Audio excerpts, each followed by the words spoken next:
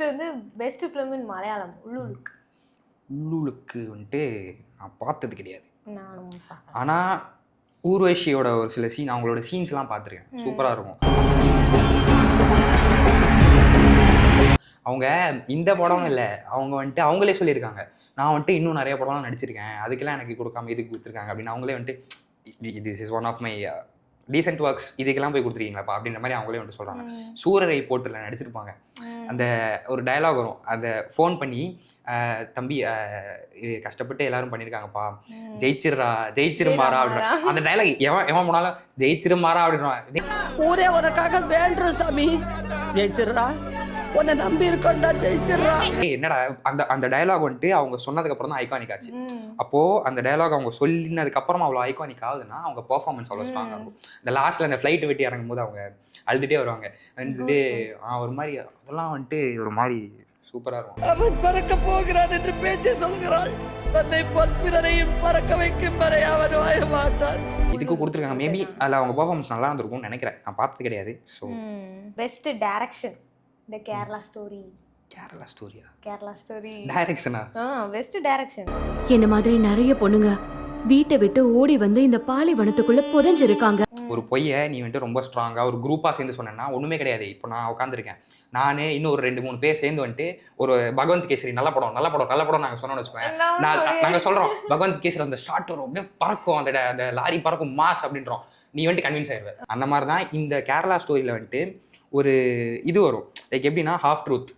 ஏதோ ஒரு 4 ஆர்டிக்கல் அந்த மாதிரி ஒரு இதை வச்சு, அந்த சிம்பிளான ஒரு ஆர்டிக்கலை வச்சு ஒரு ஐடியா, சின்ன ஐடியா தான், அந்த ஐடியா வச்சு லைக் இந்த மாதிரி பொண்ணுங்களை வந்துட்டு மிஸ்யூஸ் பண்ணி டெரரிஸ்டாக மாற்றுறாங்க அப்படின்றதான் ஐடியா. எங்களோட எக்ஸ் சீஃப் மினிஸ்டர் கிட்ட சொல்லிட்டோம், இதுக்கு என்னதான் தெரிவு, இப்படியே போச்சுன்னா கேரளா இஸ்லாமிக் ஸ்டேட் ஆயிடும். அந்த ஹாஃப் ஐடியா அது எந்த அளவுக்கு உண்மைன்னு கூட தெரில. அந்த ஐடியா வச்சு அந்த படத்தை டெவலப் பண்ணி அதை எடுத்திருக்காங்க. ஸோ அது என்ன ஆயிடுச்சுன்னா அது வந்துட்டு ஒரு மாதிரி கான்ட்ரவர்சி ஆயிடுச்சு. ஓகே, இது எவ்வளோ அளவுக்கு உண்மைன்னு தெரியல. ஆனால் அதெல்லாம் என்ன நினச்சிட்டாங்கன்னா, ஓகே அப்போதான் நடக்குது, முஸ்லீம் கம்யூனிட்டி அந்த ஒரு இது அந்த இன்ஃப்ளூயன்ஸ் ஆயிடுச்சு. ஸோ அந்த தப்பான ப்ரொபகண்டா பரப்புறதுக்காக கூட பண்ணியிருக்கலாம் அப்படின்றனால அந்த படம் கான்ட்ரவர்சி ஆகி கேரளாலே பேன் பண்ணாங்க. அந்த படத்தை, படம் பேர் கேரளா ஸ்டோரி, கேரளாலே ban. Because Allah always protects us. Are you trying to say only Allah protects? அந்த படம் வந்துட்டு லைக் பர்ஃபார்மன்ஸ் வைஸும் சரி அந்த மாதிரி நீட்டாக இருக்கலாம் மேபி ஸ்டோரி. ஆனால் அவன் என்ன பண்ணிட்டான், பேஸ்ட் ஆன் ரியல் ஸ்டோரியோ சம்திங் இன்ஸ்பயர்டோ போட்டான். அது எந்த அளவுக்கு உண்மைன்னு தெரில, பட் அது போட்டது தப்பு அப்படின்றனால அது வந்துட்டு தப்பாக கன்வே ஆயிடுச்சு.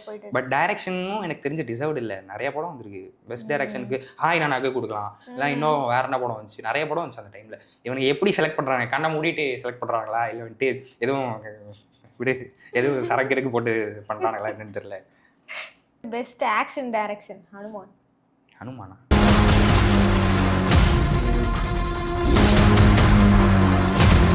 ஹனுமான் வந்துட்டு அது ஒரு லைக் டீசெண்டான படம். அது எப்படின்னா ஒரு சூப்பர் ஹீரோ படம், சிம்பிளான படம்.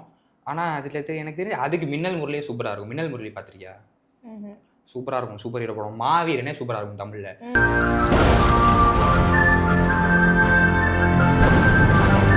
இந்த படத்துக்கு எது போய் கொடுத்து வச்சிருக்காங்க. ஆக்ஷன் அதில் ஒன்றுமே இல்லை.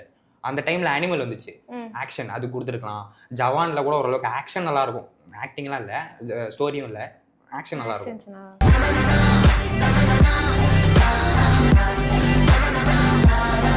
ஆக்ஷனுக்கும் இதுக்கும் வந்துட்டு ஹனுமான் கொடுத்தது I think not deserve. Best choreography Rocky Aur Rani Ki Prem Kahani. அந்த கோரியோகிராஃபியா நல்லா இருக்கும் அந்த பாட்டு. அது என்ன பாட்டு, அந்த பாட்டு அந்த டைம்ல எல்லாம் ரீல்ஸ் பண்ணிருக்கானுங்க. ரீல்ஸுக்குள்ள போனாலே சும்மா சாவடிக்கிறானுங்க, வாட் ஜும்கா வாட் ஜும்கா. பாட்டு நல்லா இருக்கும், கோரியோகிராஃபி நல்லா இருக்கும். What ஜும்கா? What ஜும்கா? ஆனால் அந்த படம் நான் பார்த்த வரைக்கும் எப்படி சொல்றது, ஒரு மாதிரி யூஸ்வல் ஸ்டோரி தான். அந்த சந்தோஷ் சுப்ரமணியம் அவர்கள்ல தமிழ்ல ஜெயம் ரவி படம் பார்த்திருக்கியா, அதோட ஒன் ஆஃப் தி லைக் அது சிமிலராக இருக்கும் கிட்டத்தட்ட. அந்த படத்தில் வந்துட்டு கதையெல்லாம் அவ்வளோ இல்லை, ஆனால் ஆக்டிங்கும் ஓரளவுக்கு டீசென்ட். ஆலியா பட் நடிச்சிருப்பாங்க, நம்ம ரன்வீர் சிங் ஓரளவுக்கு நடிச்சிருப்பாரு. ஆனால் கோரியோகிராஃபி சூப்பராக இருக்கும். நம்ம ரீல்ஸ் எல்லாம் கேர்ள்ஸ் எல்லாமே அந்த ஜும்கா தான், ஜும்கா வாங்கினாலே அந்த செம்ம, அந்த ஸ்டெப்லாம் வந்து செம்ம ட்ரெண்டா போச்சு. கேர்ள்ஸ்னாலே ஏதாவது ஒரு பாட்டு வரட்டும் போட்டு அதை தேய்ச்சி ரீல்ஸ் பண்ணி எனக்கு ஒரு கட்டத்துக்கு மேல இப்போ நான் பாட்டே பிடிக்கல. சாரி போட்டா ஜும்கா தான், ஜும்கா போட்டா ஜும்கா தான், எல்லாத்துக்கும் ஒரே தான். அந்த டைம்ல நானே நிறைய பண்ணிருக்கேன். கிரிஞ்சு நிறைய பண்ணிருக்கேன். பண்ணிருக்கேன். கிரிஞ்சு தவிர்ப்போம். Best female playback singer Jawan. என்ன பாட்டு? ஷில்பா ராவ். ஷில்பா ராவ் பாடினவங்க. அந்த பாட்டு ஓகே. இது சலையா, அந்த பாட்டு கேட்டிருக்கியா? சல்லையா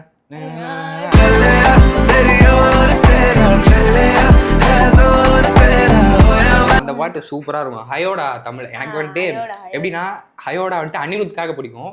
அதே வந்துட்டு ஃபீமேல் வெர்ஷன் வரும்போது தமிழ்லயும் அவங்க தான் பாடியிருப்பாங்க, ஆனா ஹிந்தியில கொடுத்துருக்காங்க. ஓகே லைக் ஓகே டிசர்வ் தான், ஷி டிசர்வ்ஸ். இப்போ கூட இருந்துச்சு அவங்களோட பாட்டு. அது என்ன பாட்டு? தேவரால சுட்டமல்லி. சுட்டமல்லி அந்த பாட்டும் நல்லா இருக்கும். அவங்க நல்லா பாடுவாங்க. போடுங்க, எடிட்டர் போட்டுருவாரு.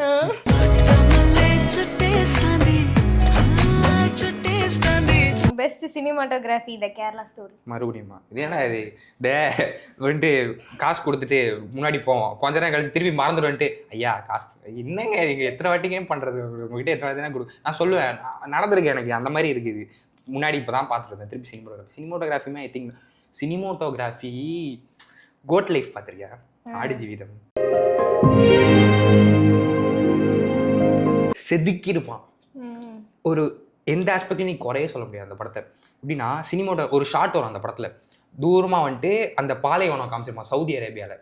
அந்த கதையே அங்கே தான். அங்கே வந்துட்டு அவனை கூட்டு போயிடுவாங்க, வேலைக்குன்னு சொல்லி கூட்டு போய் அவனை அங்கே ஏமாற்றுவாங்க.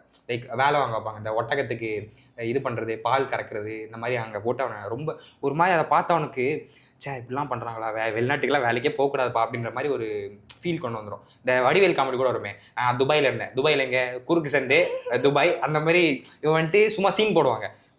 ஆனால் அவன் வந்துட்டு கஷ்டப்பட்டு போவான், அவ்வளோ காசு சேர்த்து இங்கேருந்து கேரளாலேருந்து அவன் போவான். அவன் லவ் பண்ணிட்டு இருப்பாங்க, அப்புறம் கல்யாணம் பண்ணிட்டு அவன் விட்டுட்டு போயிடுவான்.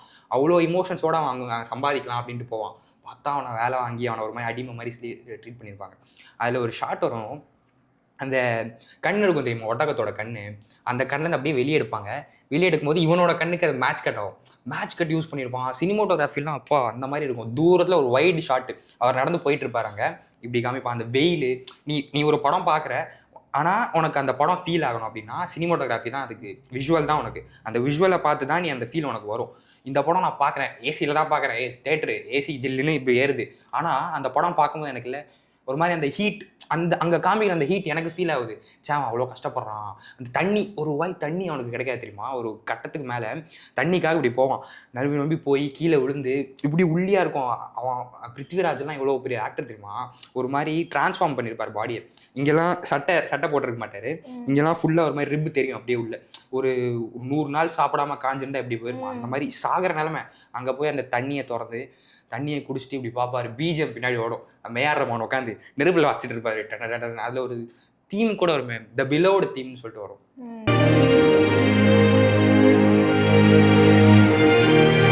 சொல்றேனே, மியூசிக்கு, சினிமோட்டோகிராஃபி, ஸ்க்ரீன் பிளே. அந்த படம் 13 வருஷமா எடுத்திருக்காங்க அந்த படத்தை. இவ்வளோ கஷ்டப்பட்டு ஒரு படம் எடுத்திருக்கான். ஆஸ்கர் கொடுத்தா கூட அந்த படத்துக்கு பத்தாது. அந்த படம் வந்துட்டு மியூசியமில் போட்டு வைக்கணும்.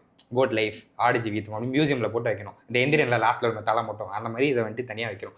அப்படி ஒரு படத்துக்கு ஒரு அவார்டும் கொடுக்காம, இதில் வந்துட்டு நான் ஒரு இது பார்த்தேன், கிரிட்டிக்ஸ் பார்த்தேன். அந்த ஜூரி வந்துட்டு சொல்கிறாராம், I thought Prithviraj performance was not authentic, it was not நேச்சுரல்னு. எனக்கெல்லாம் வெறி ஆயிடுச்சு. அசிங்கமாக அதை கேட்டுற போகிறேன், கமெண்ட்டில் போய் பார்க்குற ஒருத்த போட்டிருக்கேன், well we have to give national award for acting this அப்படின்னு சொல்லி நீ இப்படி சொன்னதுக்கே அவனுக்கு அவார்டு கொடுக்கணும்ன்றான். அவன் நடிச்சிருப்பாரு, அவன் நடிச்சிருக்க மாட்டான், அந்த மனுஷன் வாழ்ந்துருப்பான் அந்த கேரக்டரா. அவ்வளோ நீயே சொன்ன ஒரு படத்தில் நடிக்கணும்னா நீ வந்துட்டு சாப்பிடாம இருந்து, தண்ணி குடிக்காமல் இருந்து நடித்து, அவ்வளோ, அதுவும் 1 வருஷம் 2 வருஷம்னா பரவாயில்ல, 13 வருஷம் அந்த படம் அவ்வளோ கஷ்டப்பட்டு எடுத்திருக்கான். ஒரு அவார்டு நீ அவார்டு கொடுக்கலன்னா கூட பரவாயில்ல, கம்முனாச்சும் இருந்திருக்கணும். நாட் ஆத்தென்டிக், நாட் ரியலிஸ்டிக் தான் எனக்கு புரியல. எனக்கு அவனே ஜோக்கர். அவன் ஊர்வசியாக ஒரு இன்னொருல சொல்லியிருப்பாங்க இந்த மாதிரி, goat life was he deserves best. எனக்கு கொடுத்ததுக்கு பதிலாக ஆடு ஜீவிதம் கொடுத்துருக்கலாம். பெஸ்ட் ஃபிலிம்க்கு ஆடு ஜீவிதம் கொடுத்துருக்கலாம், பெஸ்ட் டைரக்ஷனுக்கு ஆடு ஜீவிதம் கொடுத்துருக்கலாம். என்ன கேட்டால் எல்லாத்தையும் அழிச்சிட்டு ஆடு ஜீவிதம் இந்த ஹாய் நானா அந்த டாப்பிக்லாம் இப்படி போட்டுருக்கலாம். நான் என்ன நேஷனல் அவார்டு கொடுத்து வச்சிருக்காங்க, எனக்கு சீரியஸாக எரிச்சலாகுது. அடுத்த வாட்டி நான் போகிறேன் நேஷனல் அவார்டு போயிட்டு நேஷனல் அவார்டு ஜூரி எப்படி ஆகணும் அது பாருங்க, சொல்லுங்க, நான் போகிறேன் நேஷனல் அவார்டு ஜூரி. இருக்கிறவங்களாம் தூக்கி போட வெளியே சும்மா. அதுக்கப்புறம் best sound design animal worth.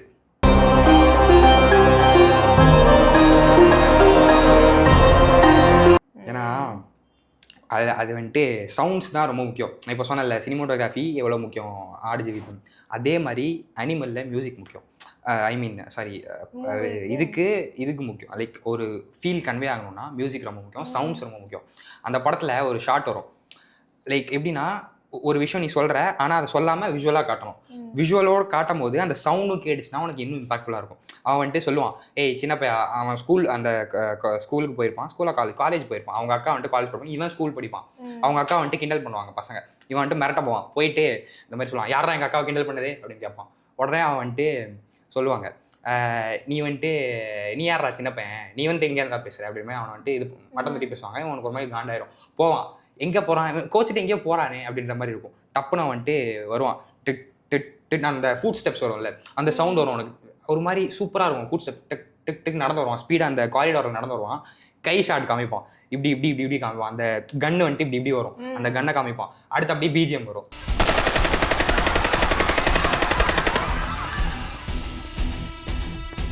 அந்த சவுண்டும் அந்த பிஜிஎம்மும் தான் அனிமல் படத்தை வந்துட்டு தூக்கி நிறுத்திச்சு. அந்த படத்தில் எவ்வளோதான் ரன்பீர் கபூர்லாம் என்னம்மா நடிச்சு பார்த்துருக்கேன். ஜவானுக்கு கொடுத்ததுக்கு பதிலாக ரன்பீர் கபூர் கொடுத்துருக்கலாம், இல்லை கோட் லைஃப் அவருக்கு தான் கொடுத்துருக்கணும், பிருத்விராஜ் கொடுத்துருக்கணும். இத்தனை பேர் இவங்கெல்லாம் இது எப்படி தெரியுமா இருக்குது பார்த்துட்டு, நீ நல்லா இருக்கு இது நல்லா இல்லை, இது கொடுங்க அப்படின்ற மாதிரி கொடுத்து வச்சிருக்காங்க. என்ன இது சீரியஸாக, this is not fair I think. அப்புறம் ஸ்பெஷல் மென்ஷன் பண்ணியிருக்காங்க ரெக்கார்டிங் மிக்சர் அனிமல். அதுவும் நல்லாயிருக்கும். ரெக்கார்டிங், அந்த டப்பிங் சவுண்ட்ஸ் எல்லாமே சூப்பராக இருக்கும், சிங்க் ஆகிருக்கும். ரொம்ப ஒரு சில படத்துலலாம் சிங்க் ஆகாமல் இருக்கும். அது தமிழில் இது டப்பிங் ஒன்று ஞாபகம் வருது, டப்பிங்கில் தான் படத்தை கதையவே மாற்றிருப்பாங்க விடுதலை. ஸோ விடுதலை படமும் அந்த டைமில் தான் ரிலீஸ் ஆச்சு, விடுதலை பார்ட் 1. அதுக்கு ஸ்க்ரீன் பிளே கொடுத்துருக்கலாம். ஐ திங்க் இது கூட பெஸ்ட் ஸ்க்ரீன் பிளே பேபி கொடுத்துருப்பான்னு நினைக்கிறேன், தெலுங்கு படம். அந்த படம் ஞாபகம் இருக்கா? அந்த டைமில் ஸ்க்ரீன் பிளே கொடுக்கல, பெஸ்ட் மெயில் பிளேபேக் சிங்கர். அது ஓகே, லைக் மியூசிக் மேபி அதில் ஒரு சில பாட்டு எப்படி நல்லா இருக்கும் தெரியல, பட் ஸ்க்ரீன் பிளேக்கும் கொடுத்துருக்கான் பெஸ்ட்டு ஸ்க்ரீன் பிளே பேபின்னு சொல்லிட்டு. என்னடா அந்த படத்தில் என்ன தெரியுமா கதை, அவன் லவ்வரை சீட் பண்ணிவிட்டு இன்னொரு பையனோட போயிடுவா. அது ஏதோ ஒரு இந்த ரீல்ஸ் பண்ணுவாங்க தெரியுமா இன்ஸ்டாவில், அந்த கதையை அப்படியே தூக்கி பண்ணி வச்சிருக்கான். அதில் என்ன ஸ்க்ரீன் பிளே இருக்குது நான் கேட்குறேன், தெரியாமல் கேட்குறேன். ஸ்க்ரீன் பிளே என்னன்னு தெரியுமா? இதுதான் சொல்கிறேன்ல, ஜூரி உட்காந்துருப்பான் வந்துட்டு, யாருப்பா நான் ஜூரி, இந்த இது சொல்லுவானே மான் கராத்தையில், டேய் நான் கோச்சரா கோச்சுக்கோ, அந்த மாதிரி வந்துட்டு நான் ஜூரிப்பா இருந்துக்கோ அப்படின்ற மாதிரி இருக்குது. இன்னும் இவனுங்க இப்படி பண்ணுறானுங்க, ஸ்க்ரீன் பிளேனா என்னன்னு தெரியாமல் ஜூரியாக இருக்கான். என்ன இது எனக்கு சீரியஸாக this is not fair. I think ஒரு அவார்டு கூட இல்லை. ஊர்வஷி மேமும் எம்எஸ் பாஸ்கரும் சூப்பராக நடிப்பார். அந்த A1 படம் பார்த்துருக்கியா? காமெடியெல்லாம் டைமிங்ல போடுவார் கரெக்டா. நாங்க ஆச்சாரமா இருக்கிறவங்க, நீங்க நாங்க பீச்சாரமா இருக்கிறவங்க, வந்து நாங்க ஆச்சாரமா இருக்கிறவங்க, நீங்க பீச்சாரமா இருக்கிறவங்க அப்படின்னு. இன்னொரு இதில் வெட்டி இப்படி உட்காந்து, ஏய் வெளியே வந்திருக்கோம், ரீசெண்டா இருங்கடா. அந்த பாடி லாங்குவேஜா இருக்கட்டும் எல்லாமே சூப்பரா இருக்கும். அவரோட பெர்ஃபார்மன்ஸ் சூப்பரா, அவர் டிசர்வ்டு. Urvashi ma'am deserved. அப்புறம் வேற என்ன படம், விக்ராந்த் அவர் டிசர்வ்டு. இந்த மாதிரி ஒரு சிலர் தான் டிசர்வ்டு, மற்றது எல்லாமே வந்துட்டு ஏதோ சும்மா ஏனோ தானே கொடுத்து வச்சிருக்காங்க. ஐ திங்க் ஏதோ பெருசாக உள்ள பாலிடிக்ஸ் பண்ணுறாங்கன்னு நினைக்கிறேன். இது எனக்கு கேட்டால் இது வந்து நம்ம அதை கண்டுக்கவே கூடாது. ஒரு ஆர்ட்னா படம் எடுத்துகிட்டு நம்ம வாட்டி ஜாலியாக போயிட்டே இருக்கணும். அவார்டு கொடுக்கல நம்ம, ஆனால் கொடுக்கணும், அது டிசர்வ்டு. பட் அவங்க வந்துட்டு இப்படி பண்ணுறாங்கன்றப்போ இட்ஸ் நாட் டோட்டலி ஃபேர். அவ்வளோதான். பெஸ்ட் ப்ரொடக்ஷன் டிசைன் 2018 அதுவும் ஒர்த்து. ஏன்னா அந்த படத்தில் வந்துட்டு கதையே என்னென்னா 2018 நடந்த அந்த கேரளா ஃப்ளட்ஸ் அதை வச்சு தான் வந்துட்டு அந்த படத்தில் வந்துட்டு அதோட ஸ்டோரி தான் அது. அதை ரியல் லைஃப் இன்சிடெண்ட்டை வச்சு அதை ஒரு ஸ்டோரியாக பில்ட் பண்ணி காமிச்சிருந்தாங்க. சூப்பராக இருக்கும். அந்த ப்ரொடக்ஷன் டிசைனில் வந்துட்டு எப்படின்னா, ப்ரொடக்ஷன் டிசைன்னா அந்த ஒரு ஃபுல்லாக அந்த ஒரு சுற்றி இருக்க பேக்ரவுண்டில் அந்த மிஸ் அண்ட் சீன் சொல்லுவாங்க. மிஸ் அண்ட் சீன், அந்த ஒரு ப்ராப்பர்ட்டிஸ், செட் ப்ராப்பர்ட்டிஸ் எல்லாம் சூப்பராக இருக்கும். அது ரொம்ப ரியலிஸ்டிக்காக இருக்கும். ஃப்ளட்டு அந்த வீடெல்லாம் வந்துட்டு தண்ணியில் அடிச்சுட்டு போகிற மாதிரிலாம் காமிப்பாங்க. ரொம்ப ரியலிஸ்டிக்காக இருக்கும். அது எனக்கு தெரிஞ்சு அது ஒர்த்து தான். இதே இந்த படத்தை கூட கொடுத்துருக்கலாம், அட்லீஸ்ட் பெஸ்ட் டைரக்ஷன் கொடுத்துருக்கலாம். அந்த படம் சூப்பராக இருக்கும், எல்லாமே கன்வே ஆகும் கரெக்டாக. உனக்கு வந்துட்டு போரே அடிக்காது. அது வந்துட்டு ரியல் லைஃப் ஸ்டோரி. அதை பார்த்துட்டும் உனக்கு வந்துட்டு ஓகே இது வந்துட்டு சொல்லிட்டாங்க, நான் எனக்கு அந்த ஒரு ஃப்ளோ வரும் அந்த படம் பார்த்தோன்னே, லைக் ரியல் இன்சிடென்ட்டில். ஸோ நீ கண்ணில் நேராக பார்க்குற மாதிரி உனக்கு ஃபீல் ஆகும். ஸோ ப்ரொடக்ஷன் டிசைன் கொடுத்தா ஐ திங்க் இட்ஸ் ஒர்த்.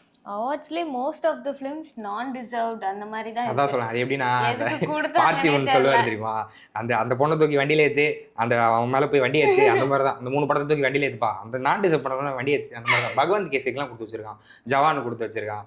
இதெல்லாம் வந்துட்டு 2-3 மூவிஸ் தான் வந்து டிசர்வ். மற்றதெல்லாம் வந்து எதுக்கு கொடுத்தாங்கன்னே தெரியல. Simply waste of time. அவ்வளோதான்.